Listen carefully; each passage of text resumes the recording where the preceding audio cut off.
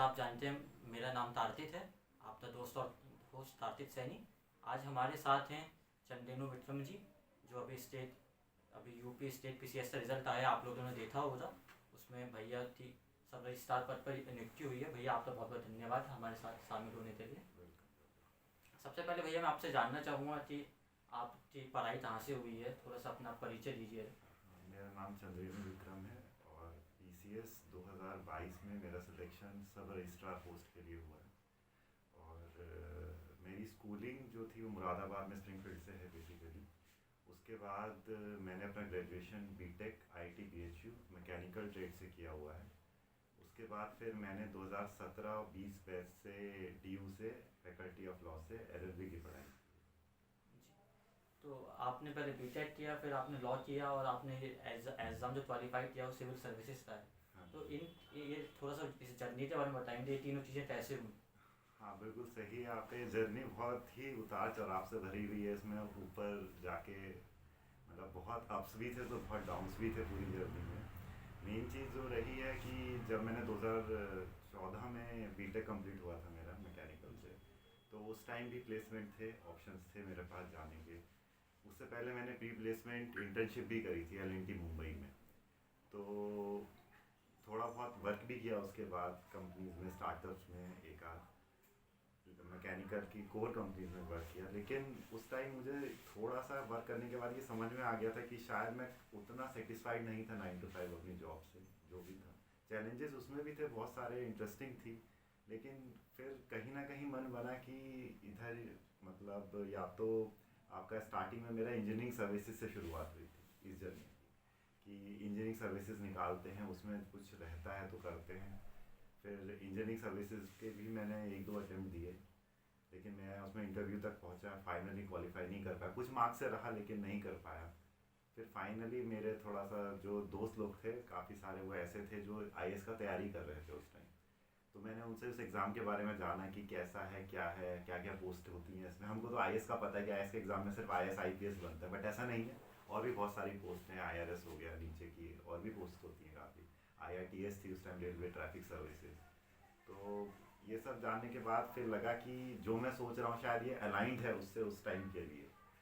तो फिर उसी के बाद मैंने सोचा कि आईएएस की तैयारी करते हैं। तो फिर मेरी जर्नी एज आ आईएएस शुरू हुई। और उसी आईएएस में जब मैं जर्नी में स्टार्ट हुई थी तो कॉन्स्टिट्यूशन ऑफ इंडिया जब पढ़ा, पॉलिटी पढ़ी, तो फिर मेरा जो मन था वो इधर लॉ की तरफ जागा कि ये बहुत बढ़िया फील्ड है, क्योंकि आप आईएएस पे कम्प्लीटली रिलाई नहीं कर सकते एक टाइम बाद। और क्योंकि मुझे अपने उस टाइम की जॉब छोड़े हुए या जो भी था मैकेनिकल से बीटेक किए हुए काफ़ी टाइम हो गया था, तो फिर मुझे वो सब देख के लगा कि ठीक है, एज अ बैकअप ऑप्शन ही सही, बट वो ऑप्शन मेरे को सूट कर रहा था लॉन्ग का। अगर कभी मतलब क्वालिफाई नहीं करता, कुछ नहीं करता, सब आता है, भी बहुत टाइम से जॉब नहीं करी थी, तो back of the mind pressure भी रहता है पेरेंट्स का कि क्या करोगे, ये सब करना है, सेटल होना है लाइफ में। फिर उसके बाद मुझे लगा कि अगर कुछ नहीं है तो फिर एलएलबी करके एज एन एडवोकेट आई। तो एडवोकेट बस यही था कि उस टाइम मैंने बीटेक से लॉ की जर्नी इसी तरीके से शुरू की। तो ये जो आपने सिविल सर्विसेज पे फोकस किया वो एलएलबी के बाद हुआ या वो बहुत पहले स्कूल टाइम से ही था? नहीं नहीं, ऐसा कुछ स्कूल टाइम से नहीं था। मैं झूठ नहीं बोलूँगा कि शुरू से ही मेरा था कि नहीं इधर जाना आईएएस का, ऐसा बिल्कुल भी नहीं था। मैंने आपको बताया मैंने पहले आईटी से बीटेक किया, उसके बाद फिर मैं आईएएस का भी एग्ज़ाम दिया इंजीनियरिंग सर्विसेज का। उसी दौरान मेरा यहाँ जब हुआ तो फिर मेरा जागा कि यार आईएएस करना है। मतलब उस टाइम जब जाना कि वर्क क्या होता है, वर्क कल्चर क्या होता है, कैसे बनते हैं, सबसे बड़ी बात आधे लोगों को पता ही नहीं होता कि एग्ज़ाम तो पता है कि आईएएस बनते हैं, डीएम बनते हैं, बट उसका प्रोसेस क्या है, प्रोसीजर क्या है, कितना पढ़ना पड़ता है, क्या पढ़ना पड़ता है, ये सब उस टाइम जान के फिर उससे अपनी जो आपका मतलब पर्सनल है, मतलब पर्सनल आप कितना पढ़ सकते हैं, वो मैच हो रहा है नहीं हो रहा, कि इतने देर बैठ के एग्ज़ाम लिख पाएंगे, इतना देर बैठ के पढ़ पाएंगे, वो सब जाना, प्रीवियस ईयर पेपर देखे, तब जाके हाँ लगा कि हाँ शायद हो सकता है, तो मेहनत करना शुरू। कुछ अपना बताइए कि आपने सेल्फ स्टडी करते थे या आपने कोचिंग ली, आपका किस तरह का शेड्यूल होता था? हाँ, मेरे साथ थोड़ा सा पॉजिटिव पॉइंट ये रहा है कि जो मैंने जब बीटेक किया था तो उसके बाद से ही मेरे कई सारे फ्रेंड्स थे जो तैयारी कर रहे थे पहले से ही, वो कॉलेज टाइम से ही लगे हुए थे, तो उनसे मुझे काफ़ी हेल्प मिली थी उस टाइम, मतलब कि guidance, as a base guidance. और कोचिंग में ऐसा है कि मेरा जो मेन रिलाय रहा था, मैंने कोचिंग ज्वाइन करी थी वो मतलब मेंस जब होता है ना, प्रीलिम्स के लिए कोई ऐसा हेल्प नहीं होती, मतलब prelims you have to do yourself. मतलब मेरा ये और वो हो जाता है अगर आप मॉक वॉक देंगे। मेंस में रहता है तो मेरा मेंस वीक पॉइंट था, तो फिर मैंने उस पर वर्क करने के लिए हाँ एक दो कोचिंग ज्वाइन करी थी जिसमें मैंने आंसर राइटिंग करी। मतलब वो लोग आंसर राइटिंग के टेस्ट सीरीज प्रोवाइड करते हैं, तो वो आप कर सकते तो जो आप उस टाइम सिविल सर्विसेज की प्रिपरेशन कर रहे थे, उसका कितना रोल रहा इस जो स्टेट पीसीएस का एग्ज़ाम हुआ है इसमें? हैं। हाँ मैं तो ये बोलूँगा कि जो फाउंडेशन है इसका स्टेट पीसीएस का, वो मेरा पूरा सिविल सर्विसेज की प्रिपरेशन से था। मतलब मैंने हाँ नो डाउट सिलेबस एकदम सेम है, but kind of question they ask in state PCS और सिविल सर्विसेज आईएएस के मेंस में या प्रीलिम्स में वो बहुत अलग होते हैं। आपके स्टेट पीसीएस में बहुत फैक्चुअल से क्वेश्चन पूछे जाते हैं, जैसे ईयर पूछ लिया या किसी का नाम पूछ लिया, ये पूछ लिया, या फिर कि ये पहाड़ कहाँ पर है या माउंटेन रेंजेस कहाँ पर है। बट आईएएस में ऐसा रेयरली होता है, उसमें एनालिटिकल क्वेश्चंस बहुत रहते हैं कि आपको सोचना है। जैसे एक 2020 या 21 में क्वेश्चन था सोडियम बल्ब के ऊपर था, तो उसमें sodium bulb basically we use in street lights. तो ये एक कहीं न्यूज़ में था कि स्ट्रीट लाइट्स लगा रही है गवर्नमेंट, तो उन्होंने पूछा था कि सोडियम बल्ब बेटर क्यों है एलईडी लाइट से। तो बहुत एनालिटिकल सा रहता है, और उसमें 2-3 स्टेटमेंट होते हैं जो अगर एक प्रेशर कुकर के ऊपर क्वेश्चन था उस टाइम 2020 में, जो मुझे याद आ रहा है। तो बहुत ही एनालिटिकल क्वेश्चन होते हैं। स्टेट पीसीएस में इतना एनालिटिकल नहीं पूछा था, लेकिन हाँ जैसे कुछ आपके जो कोर सब्जेक्ट्स हो गए, जैसे हिस्ट्री हो गया, ज्योग्राफी, पॉलिटी, इसका जो बेस होता है वो बहुत डेफिनेटली हेल्प करता है। वो मतलब आईएएस और पीसीएस वो तो मतलब आप किसी भी ऑल इंडिया एग्जाम देंगे, मतलब या ऑल इंडिया स्टेट का कुछ भी जिनका ये सिलेबस है, तो वो तो आपको पूरा करना ही पड़ेगा। मतलब वो फाउंडेशन मेरी यहाँ सिविल सर्विसेज से बनी हुई थी। और फाउंडेशन, और सेकेंड चीज़ जो टाइम चाहिए होता है आंसर राइटिंग में, क्योंकि आपको एक दिन में 6 घंटे लिखना होता है, और ऐसा 5 दिन करना पड़ता है, 4 से 5 दिन। मतलब पेपर 1 हो गया, 2, 3, 4, फिर उसके बाद 2 ऑप्शनल के पेपर, उससे पहले एक लैंग्वेज का पेपर होता है, फिर एक एस्से का पेपर हो गया। तो ये जो लिखने का होता है, ये मेरा फिर उस आईएएस की जब मैं तैयारी कर रहा था सिविल सर्विसेज की, उसी से डेवलप हुआ था कि स्ट्रेंथ बैठने की, उतना 6 घंटा कंटिन्यूस लिखने की और स्पीड से लिखने की। क्योंकि स्टार्टिंग में जब मैंने आईएएस के, मैं मतलब 3 मेंस लिख चुका हूँ आईएएस के, तो जब मैंने आईएएस के मेंस लिखे थे फर्स्ट बार में मैं पेपर ही नहीं कंप्लीट कर पाया था मेंस में। मतलब ऐसा होता था 3-3 क्वेश्चन हर पेपर में छूट जाते थे मेरे। तो 3 क्वेश्चन मतलब मोटा मोटी 30 से 40 मार्क्स। तो 40 मार्क्स मतलब अगर आप उसे माइनस करें 40 मार्क्स, तो आप पहले ही लूज़ कर चुके हो अपने ओपोनेंट से। तो ये चीज़ मेरे को स्टेट पीसीएस में उसकी हेल्प करी। ये 2 चीज़ें मेरे को बहुत हेल्प करी, एक तो फाउंडेशन और एक दूसरा राइटिंग स्किल। जब आप ऑलरेडी सिविल सर्विसेज प्रिपरेशन कर रहे थे, आईएएस का एग्ज़ाम आप मेंस लिख चुके थे, तो फिर आपने स्टेट पीसीएस देने का क्यों सोचा है, कैसे सोचा? हाँ ये सबसे बड़ी बात, मैंने स्टेट पीसीएस और किसी स्टेट का नहीं दिया है। उसका मेन रीज़न ये है कि जो यूपी का जो स्टेट पीसीएस का इसका जो सिलेबस है ना, वो काफ़ी अलाइंड है यूपीएससी के। मतलब सिमिलर अमाउंट ऑफ पेपर होते हैं, मार्क्स भी ऑलमोस्ट 50 नंबर कम का रहता है, लेकिन क्वेश्चंस उतने ही रहते हैं उस हिसाब से।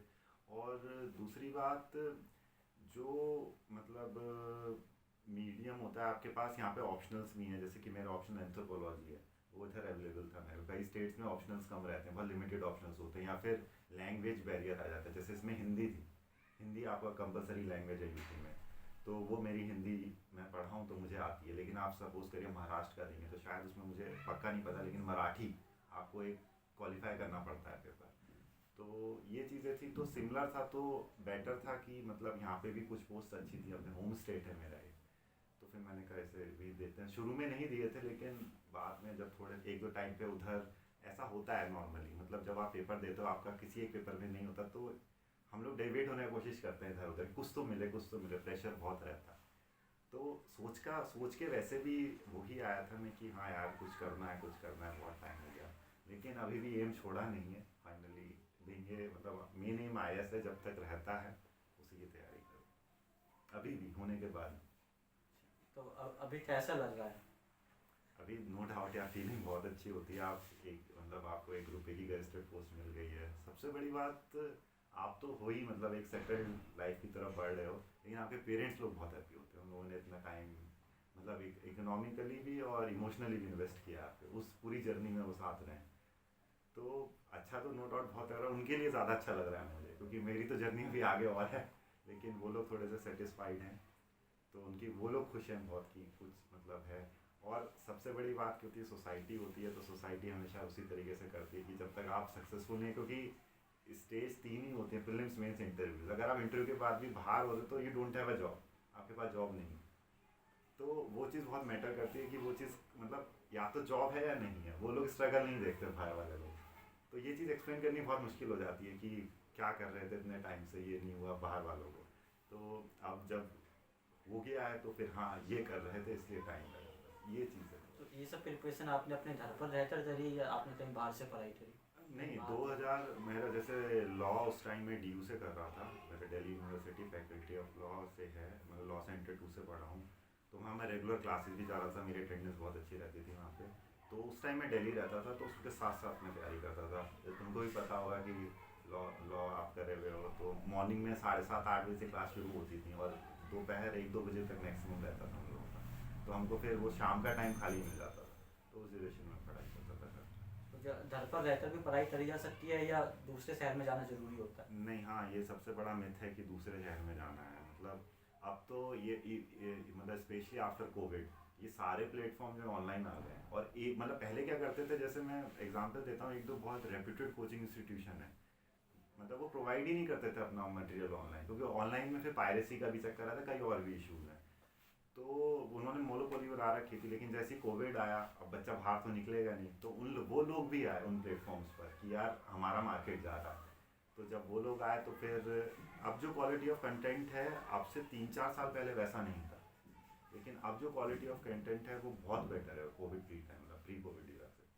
तो अब हाँ, अब तो मैं डेफिनेटली कह सकता हूँ कि घर पे बैठ के तैयारी करी जा सकती है। बस ये है कि थोड़ा सा एक शांत जगह चाहिए, या फिर अगर शांत जगह भी नहीं मिल रही है तो घर के आसपास होती है लाइब्रेरी या स्टडी रूम या पब्लिक लाइब्रेरी होती है, वहाँ जाके आप पढ़ सकते जैसे आपने बताया आपने कुछ मेंस दिए हैं, कुछ इंटरव्यू दिए हैं, हैं। तो तो ये जो जर्नी होती है इसमें बहुत सारे डिफिकल्ट मोमेंट्स आते हैं, बहुत बार फेल होते हो, बिल्कुल। बहुत बार आपके जो दोस्त होते हैं वो उनकी जॉब लग रही होती है, वो तो उसमें सफलता हासिल कर रहे होते हैं, तो जैसा अभी आपने बताया था फैमिली और रिलेटिव्स का एक रोल आ जाता है, हाँ, वो लोग बिल्कुल। पूछते हैं।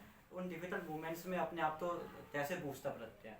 नहीं, देखो ये मेरे साथ बहुत ज़्यादा हुआ है। बहुत अच्छा क्वेश्चन है, क्योंकि मैं एक बहुत ठीक ठाक कॉलेज से पढ़ा हुआ था और मेरे दोस्त बहुत अच्छी अच्छी जगह प्लेस्ड हैं, मतलब A1 जगह पर है, उनका पार्क्स हैं और वो घूम रहा है। कोई मैं भी देखता था फेसबुक वगैरह सोशल मीडिया कि US जा रहा है, कोई कोई इधर ONGC में बहुत अच्छा प्लेस है, या फिर किसी और मतलब इन्वेस्टमेंट बैंक में हो गया किसी का। तो हाँ, ये लगता है, लेकिन आप जब तैयारी करने घुसते हो तो कुछ सोच के घुसते हो। और ये एग्ज़ाम ऐसा है, इसमें सेल्फ मोटिवेशन से बेस्ट मोटिवेशन नहीं है मेरे अकॉर्डिंग। मतलब ये नहीं है कि आपको किसी की वीडियो देख के मोटिवेशन आया कि मैंने उसकी वीडियो देखी और मेरा ये मानना है, मतलब डिफर हो सकता है कोई, लेकिन ये मतलब ऐसा नहीं है कि आपने कि किसी की XYZ पर्सन की वीडियो देखी कि हाँ वो IAS या IPS बनी है तो मुझे भी वो बनी। ऐसा नहीं है। सेल्फ मतलब आपसे मोटिवेट हो सकते हो, लेकिन उस मोटिवेशन को आपको अपने अंदर रखना है बहुत टाइम तक। और ये छोटी जर्नी नहीं है, बहुत टाइम लगता है बेस बनाने में, सब कुछ करने में, क्योंकि कंपटीशन भी बहुत है इस टाइम। तो उस टाइम हाँ मेरे पास हुआ, फैमिली से भी हुआ, इमोशनल ब्रेक डाउन होते थे, घर पे आके रोता था। फिर कई बार क्या होता है उस टाइम शॉर्ट टेम्पर्डनेस आ जाती है बहुत। तो फिर उसका मैंने ये करा था, क्योंकि मैं घर से दूर रहता था, तो फिर घर पे थोड़ी बात कम करी कर दूँ कि उन लोग को मेरी वजह से परेशानी ना हो। फिर मतलब मैं मेरे साथ ये रहा है शुरू से कि मैं जब भी कोई दिक्कत होती है मैं किसी पे निकालने का अकेले रहना ज़्यादा पसंद करता हूँ। तो वो अकेले रहा उस टाइम हुआ। फिर मोटिवेशन के लिए हमेशा वो चीज़ याद करी जो लाइफ में पॉजिटिव हो, कहीं ना कहीं से सोच के कि ऐसा भी तो हुआ था। और टचवुड एक दो फ्रेंड्स थे जो उस टाइम मोटिवेट करते थे कि यार कैलिबर है, कर सकते हो। तो ये तो लगा ही रहता है। मतलब ये होता है कि सक्सेस हो सकता है बहुत टाइम बाद मिले या टाइम लग जाए, तो जर्नी बहुत बड़ी हो सकती है, लेकिन कभी ना कभी तो टकरा ही जाती है किसी न तो किसी इस जर्नी में कुछ फन मोमेंट्स होते हैं, कुछ एक्साइटमेंट होता है, पार्टीज होती हैं, दोस्तों से मिलना होता है, या इट्स लाइक कि 2 साल 3 साल पूरा घर में बंद हो जाए और सबसे बोलना बंद? से। नहीं, ऐसा तो बिल्कुल नहीं होता कि एकदम घर से बोलना बंद, वो चीज़ हो भी नहीं सकता, क्योंकि इंसान सोशल है। मतलब अगर आप ऐसा रहेंगे तो आप फिर डिप्रेशन में चले जाएंगे, ये गारंटीड है। मतलब ऐसा नहीं हुआ कि आप बंद करके, लेकिन हाँ जो आप 5 या 6 घंटे डेली का दे रहे हो, वो फिर आपको फिर मतलब from the bottom of your heart देना है। ऐसा नहीं है कि एकदम छोड़ के। और रही बात पार्टीज़ वगैरह की, पार्टीज़ मेरे को शुरू से वैसे भी पसंद नहीं थी, कभी मैं नहीं जाता। लेकिन हाँ आप ट्रेवलिंग वगैरह कर सकते हो, अगर आप चाहो गाने सुन सकते हो। इवन कई लोग, मेरे दोस्त लोग थे, वो मतलब ये मानो कि अगर उनको कोई अच्छी मूवी आती है, मूवी का वो छोड़ते नहीं थे, और they are placed very well here and there. तो ऐसा नहीं है कि एकदम कट ऑफ करना है, लेकिन हाँ ये भी है कि लर्न टू से नो। कि कोई बोल रहा है कि XYZ जगह चलते हैं या कुछ ऐसा करते हैं, तो मतलब अगर हाँ आपकी ज़रूरत है, आपको नीड है, देन यू कैन गो। अगर नहीं है तो आप सीधा मना करो कि नहीं होगा। बस वो चीज़ है कि अपने पे होल्ड होना चाहिए कि हमको क्या करना है, वही चीज़ रिमाइंड होनी चाहिए बार बार। क्या अगर आप वो करोगे तो हो सकता है बाद में आप सक्सेस पा भी लो, ये सब पार्टीज वगैरह से बाद में मिल जाए, लेकिन वो जर्नी होगी बहुत बड़ी हो जाएगी, तो उसका कोई मतलब नहीं है। तो अगर आपको मतलब जल्दी या करना है तो फिर लगे रहो अभी, क्योंकि सब चीज़ की एक पर्टिकुलर एज होती है करने की। तो वो है। और हर चीज़ की, जैसे अगर आप कोई सपोज कर कई लोग जॉब छोड़ के आपने तैयारी करनी, तो सबकी एक पर्टिकुलर अपॉर्चुनिटी कॉस्ट होती है, मतलब फैमिली पर भी होती है, फाइनेंशियली भी होती है, कई चीज़ें होती है। तो उस अपॉर्चुनिटी कॉस्ट कितनी बड़ी, उसको आप कैसे देख रहे हैं, तो वो मैटर करता है। तो फिर वही वही अपॉर्चुनिटी कॉस्ट मोटिवेशन लाती है, वही डिसाइड करती है पार्टी करनी है नहीं करनी। तो बस वही चीज़ है। और घर से एकदम कट ऑफ होकर कभी पढ़ाई नहीं होगी, क्योंकि वो पिलर्स रहते हैं हमेशा। मतलब आप जब डीमोटिवेट हो गए तो वो घर वाले या जो आपके फ्रेंड्स हैं, जो सर्किल है, वही आपको मोटिवेट करता है पढ़ाने। तो जैसे आपने बताया इसमें 3 फेजेस होते हैं, प्री, मेंस, इंटरव्यू। तो आपके अकॉर्डिंग मतलब तैयारी कैसे करनी चाहिए? कितना टाइम प्री की प्रिपरेशन में करना चाहिए, कितना मेंस पे? पहले सिर्फ प्री पे फोकस रहना चाहिए या तीनों चीज़ें साथ में देखो मैं चलती पहले हैं? आपको सिविल सर्विसेज का बताता हूँ। दो मेरा क्वालिफाई नहीं हुआ, लेकिन मैं कैसे करता था जब मैं इंटरव्यू नहीं दिया अभी भी सिविल सर्विसेज का कोई।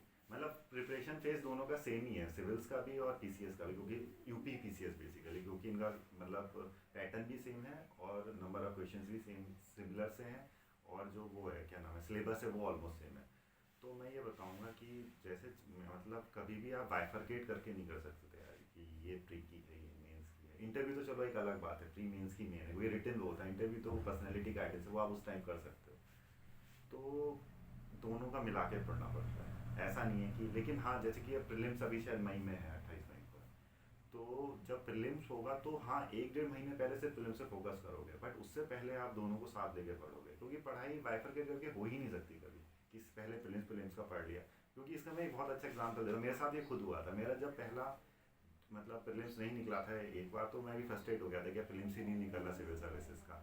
तो उसके बाद जब मैंने प्रीलिम्स निकाला, उसके बाद तो मैं इतना प्रीलिम्स में घुस गया था, मैंने मेंस का नहीं पढ़ा था, और 3 महीने बाद मेंस था। तो फिर आप 3 महीने में कुछ भी कर लो, मेंस नहीं पढ़ सकते। तो वो तैयारी आपको साथ रख के ही आगे करनी है। और ये मैंने उस टाइम भुगता था बहुत बड़ा। मैंने बहुत बेकार परफॉर्मेंस थी उस मेंस की, क्योंकि मैं प्रीलिम्स में इतना घुस गया था कि निकालना है करके।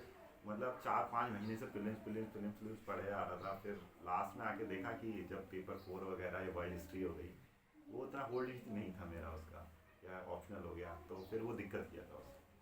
तो मतलब साथ साथ पढ़ते रहो।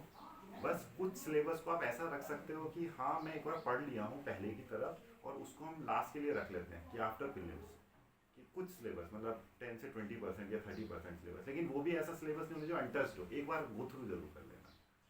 तो मिला के पढ़ाई होती है, बाइफरकेट करके नहीं हो सकती। मतलब मेरा यह है, लेकिन कुछ लोग होते होंगे वो कर लें, उसका मेरे को नहीं पता। तो चेस पेरेंट्स हमें हमें और आप तो सुन रहे हैं इस वीडियो के थ्रू, तो अदर उनमें से कोई अभी राउंड 0 से स्टार्ट कर रहा है, उसे उसे अभी सिर्फ इतना पता है कि सिविल सर्विस मतलब IAS या यूपी PCS से अच्छी जॉब है, लेकिन उसे बहुत कुछ नहीं पता है। तो उसे कुछ बुक्स रिकमेंड करेंगे आप, या यूट्यूब वीडियोस रिकमेंड करेंगे, या कोचिंग इंस्टीट्यूट, या नहीं तो क्या उसमें प्रोसेस आप होना जो चाहिए? बेस्ट है ना, किसी भी टॉपर के ना आप वो उठा के देख लीजिए, ब्लॉग्स आते हैं मतलब रिटेन वाले जो रहते हैं। जैसे कि उस टाइम मैंने उठाया था, जो पर्टिकुलर है अनुदीप शेट्टी थे, उनकी रैंक 1 थी। तो उन्होंने बहुत अच्छा लिखा हुआ था, तो उसमें पर्टिकुलर टू द पॉइंट था लिखा हुआ। और ये बहुत इंपॉर्टेंट है कि ब्लाइंडली किसी को फॉलो ना करो।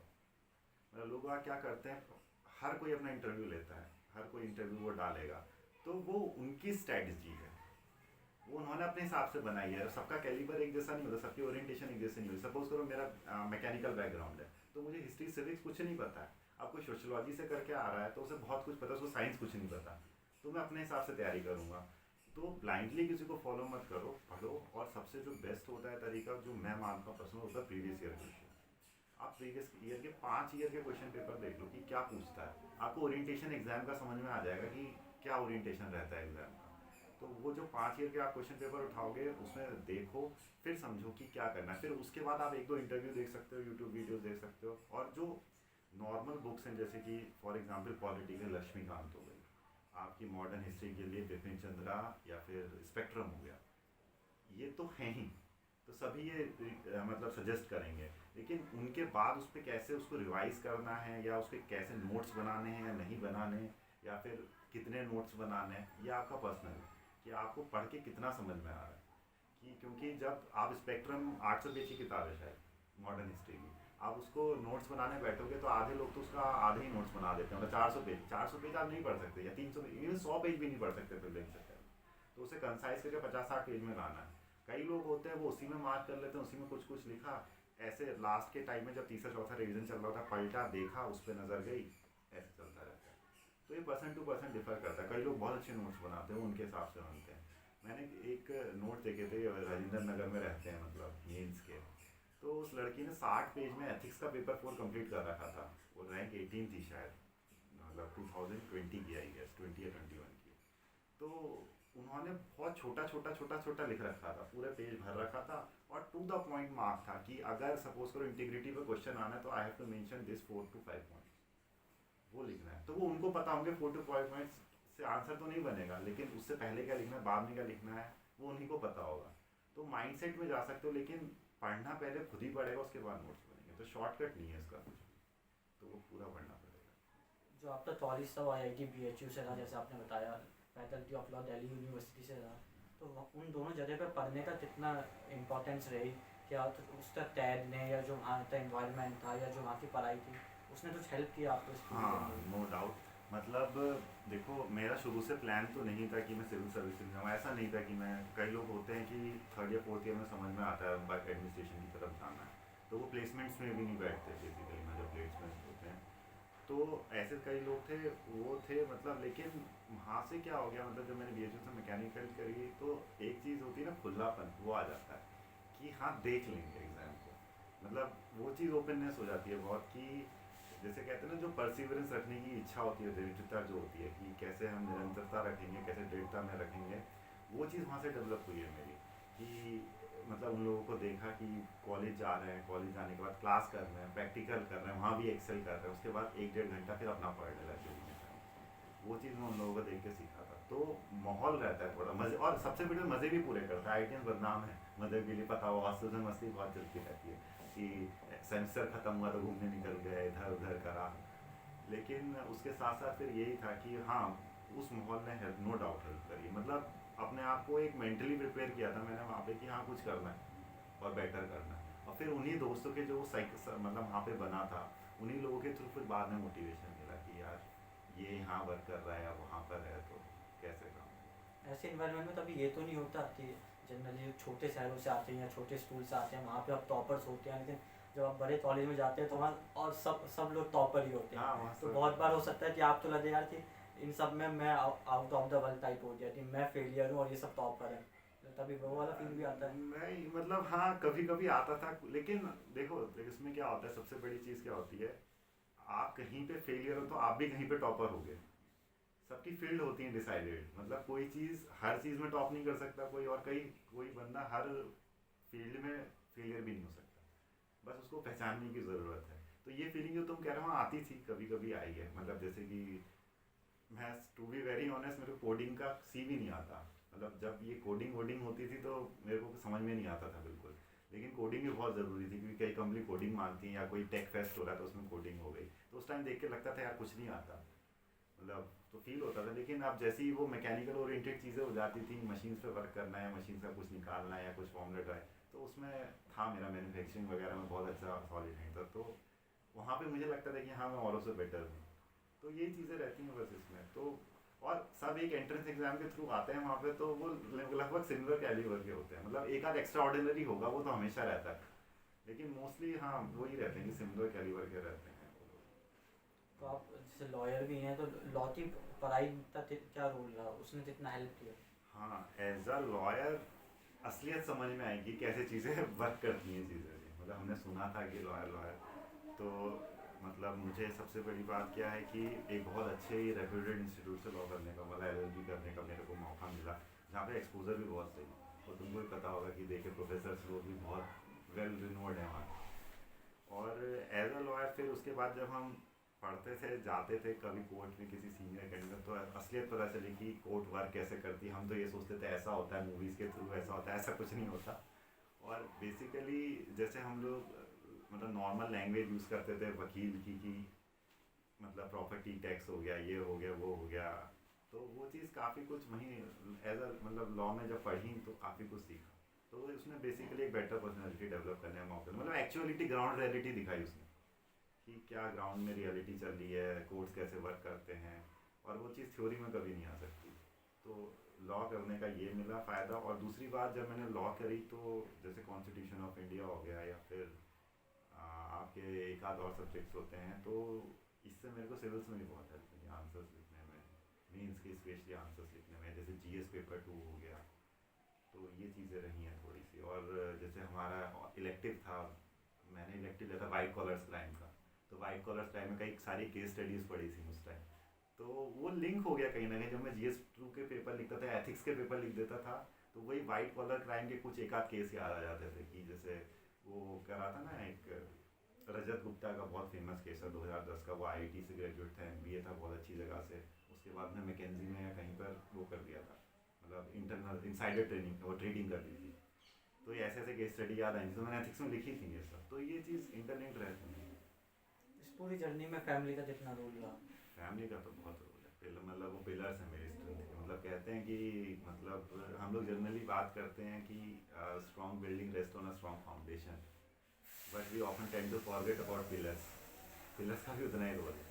फाउंडेशन तो ठीक है स्कूल्स में बन जाती है, लोग स्कूल्स कॉलेजेस में, लेकिन जो पिलर हैं वो बहुत इंपॉर्टेंट चीज़ होती है। तो पिलर के साथ क्या है, वो पूरा मतलब मेरे घर पे हैं जो मेरी मतलब सिस्टर है, मदर फादर है, तो उन लोगों ने एज अ पिलर हमेशा सपोर्ट करे थे। कभी कभी डिफरेंसेस आते हैं बीच में, कोई जर्नी बहुत लंबी है उसमें, मतलब बहुत ज़्यादा पेशेंस रखना पड़ता है। क्योंकि जब मैं जर्नी में हुआ था, मुझे क्लियरली याद है मेरे पापा ने बोल दिया था कि टाइम लगेगा, डेविएट मत होना। और एक्चुअली वैसा ही हुआ टाइम भी लगा, डेविएट नहीं हुआ, बीच में होने की कोशिश करी थी कि एक बार फ्रस्ट्रेटेड हो गया था कि सब कुछ छोड़ो, मतलब कुछ करते हैं, प्राइवेट में ज्वाइन कर लेते हैं कहीं पर जॉब या एमबीए कर लेते हैं। लेकिन ऐसा फिर करा नहीं। मतलब एक देखो फाइनेंशियल सपोर्ट तो रहती है, नो डाउट, वो तो रहती है। मतलब फाइनेंस तो आप मैं खुद भी मैनेज कर सकता था, वो तो ठीक है, क्योंकि ट्यूशन्स पढ़ा के या कोचिंग्स में पढ़ा के कंटेंट डेवलपिंग करके हो जाता है। लेकिन जो इमोशनल सपोर्ट होता है वो बहुत मैटर करता है, वो पेरेंट्स ने दिया। और उसके बाद फिर अभी जैसे शादी हुई है, वाइफ आई है, तो टच वो भी आगे उतना ही सपोर्ट करता तो since now you are an officer, तो आगे आप क्या सोच रहे हैं कि आगे क्या करने का प्लान है? अभी तो मतलब ड्यूटी असाइन होगी, वो सब चीज़ों में हाँ, टाइम लगेगा हाँ, प्रोसीजर वर्क में, बट तो आपके माइंड में क्या है? मेरा सीधा सीधा माइंड में ये है, पहले मैं कंफ्यूज था कि क्या करूँगा, लेकिन अब क्योंकि इसमें सिलेक्शन हो गया है तो एक स्टेबिलिटी मिल गई है लाइफ को आफ्टर माई मैरिज। तो जब ये स्टेबिलिटी का हो गया है तो उसके बाद मैंने ये सोचा है कि अभी प्रीलिम्स है इसमें मेन इसका आईएएस का, तो मैं आईएएस का प्रीलिम्स फिर से दूंगा, मतलब फिर से देख के उसका फिर मेंस का, मतलब मेन है मेरा शुरू से आईएएस का, मैं सिविल सर्विसेज का आईएएस आईपीएस का। तो उसी के लिए मैं अभी भी है, तो मैं स्ट्रगल मतलब करूँगा। तो ये जो एम है इसके पीछे रीज़न क्या है? वो पावर चाहिए, नाम होता है, अच्छा लगता है, फैमिली इसमें चाहती ना है? एग्जैक्ट कुछ एम नहीं है, क्योंकि मेरा कभी बचपन से नहीं एम रहा है। मैंने जैसे पहले बताया कि जैसे बचपन से पेरेंट्स ने डाल दिया कि आईएएस आईपीएस बनना है, या शुरू से 11-12 से तैयारी करते हुए चल रहे हैं कि ग्रेजुएशन भी उसी बेसिस पे करी कि मतलब आपने मतलब ह्यूमैनिटीज़ के सब्जेक्ट लिए। कई एग्जाम्पल्स हैं कि ह्यूमैनिटीज़ के सब्जेक्ट लेके वो इसलिए करते हैं ताकि 11-12 से वो कर सकें सिविल सर्विसेज जैसी, ग्रेजुएशन में वैसा करते। मेरा ऐसा कुछ नहीं रहा। पावर वगैरह देखो, इसमें ना एक चीज़ होती है, great power comes with great responsibilities. ये नो डाउट सब पावर सोचते हैं, उसको एक्सक्लूड आप कर ही नहीं सकते, क्योंकि without power you can't perform. लेकिन उस पावर का यूज़ करना है, मिसयूज़ करना है, डेट डिपेंड्स ऑन यू। तो नो डाउट सब झूठ बोलते हैं कि पावर का नहीं देखते, ऐसा कुछ नहीं है। पावर मैटर करती है, फैमिली की रेपुटेशन भी मैटर करती है, but more of the day ये चीज़ होती है कि आप किस चीज़ से सेटिस्फाई हो रहे हैं, उस पावर का यूज़ करने से या मिसयूज़ करने से। दोनों चीज़ें हैं। मिसयूज़ मॉनेटरी टर्म्स में भी होता है और फिजिकल टर्म्स में भी, मतलब या सोशल टर्म्स में भी होता है। अब आप उसे यूज़ करके आ रहे हैं किसी पॉजिटिव से, तो मेरा वही है कि मैं उस टाइम वही सोचा था। मैंने बताया कि जैसे प्रॉक्सिमिटी ऑफ हेल्पिंग अदर्स, मतलब जो आप कर सकते हो वो आप वकील में भी कर सकते हो कि किसी गरीब का केस ले लिया, या एपीयू जो होते हैं अपने असिस्टेंट प्रोसिक्यूटर उस तरीके से वर्क करते हैं कि मतलब सरकार असाइन करती है उनकी हेल्प कर दी, या लीगल हेल्प कर दी। अपने देखा हुआ डी में कैंप लगते थे, दालसा लगाती थी कई सारे, जो हम लोग जाते थे बस्ती में, शकूर बस्ती हो गई उधर हेल्प करने के लिए। तो ये चीज़ हमेशा से एक्साइट करी है मेरे को, और फाइनेंस का कभी इतना इशू रहा नहीं मेरे लिए, मतलब कम था, जितना था उतना मैनेजेबल था। तो मेन चीज़ वही IAS IPS के वही बना कि यार पावर रहेगी नो डाउट, लेकिन हेल्प करूँगा किसी की अच्छे से, मतलब सोशल, मतलब मैं कंट्रीब्यूट कर पाऊँगा, और at the end of the day मेरे को सेटिस्फेक्शन होगा उसी दिन। ऐसा नहीं हो कि बहुत दूर से सेटिस्फेक्शन मिल रहा है किसी से, कि जैसे NGO वाला हो गया कि आप NGO में किसी को पढ़ा के आते हैं तो यू फील मोर कि मैंने उसकी हेल्प करी एक पर्टिकुलर इंसान की। बट अगर आप किसी NGO को डोनेट करते हैं, फिर वो वहाँ आपके उस पैसों से कोई पढ़ा रहा है, you are helping in a way, but वो बहुत दूर से हो जाता है। तो मेरा पर्सनल है कि क्यों ना फिर जब मौका है तो पास आके करो, मतलब हेल्प करो या फिर, और इसका ये तो है कि फैमिली रेपुटेशन पर असर पड़ता है, इसमें नो डाउट, नो डिनाई। तो आपका बैकग्राउंड स्टडीज होती है वो मैकेनिकल इंजीनियर फील्ड से थी, आपने ऑप्शनल लिया एंथ्रोपोलॉजी, तो मेरी थोड़ा डिफरेंट हो गया। तो जो एस्पिरेंट हैं जो कंफ्यूज हैं कि ऑप्शनल सब्जेक्ट में क्या लेना चाहिए, कि जो उनका कोर सब्जेक्ट है जो वो पढ़ते हैं वो लेना चाहिए, जिसमें अच्छे मार्क्स आ रहे हो वो लेना चाहिए, उस पर आपका क्या एडवाइस रहेगी?